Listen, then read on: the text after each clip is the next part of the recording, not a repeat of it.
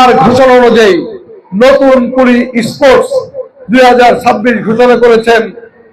সেই নতুন কুড়ি স্পোর্টসের মধ্য দিয়ে বাংলাদেশের আনাচে কানাচে খেলাধুলার পরিবেশ তৈরি করার লক্ষ্যে ইতিমধ্যেই সকল স্কুল কলেজে খেলাধুলা সাংস্কৃতিক চর্চা শুরু হয়েছে।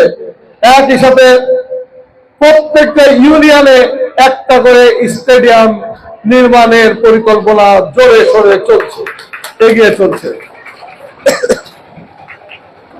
আমার ভালো লেগেছে 2026-কে আমাদের নেতা নজরুল জয়ন্তী হিসেবে ঘোষণা করেছেন, নজরুল বর্ষ হিসেবে ঘোষণা করেছেন।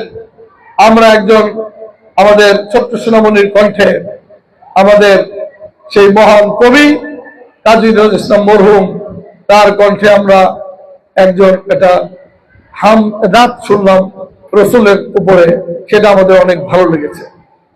আমরা বিশ্বাস করি এই স্কুলেও নজরুল বর্ষের উপরে আপনাদের আলোচনা অব্যাহত থাকবে এবং ছোট্ট সোনামণিরা বুঝবে কাজী নজরুল ইসলাম কেন একজন ইসলামী জাগরণের কবি ছিলেন, কেন উনি সারা বাংলাদেশের তথা বিশ্বের মানুষের সাম্যের কবি ছিলেন, কেন উনি সারা বিশ্বের বিদ্রোহী দ্রোহের কবি হিসাবে বিখ্যাত হয়েছিলেন। যাই হোক, আমাদের আরো অনেক প্রোগ্রাম থাকার কারণে আমরা আমাদের প্রোগ্রাম শর্ট করতে চাই, তাই আমি আপনাদের আজকে আর সময় দিব না।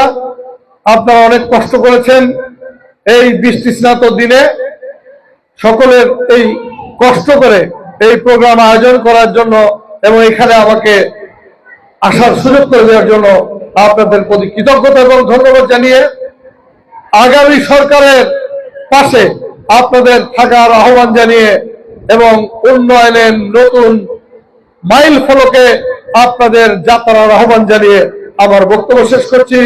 বাংলাদেশ জিন্দাবাদ। অনেক অনেক ধন্যবাদ।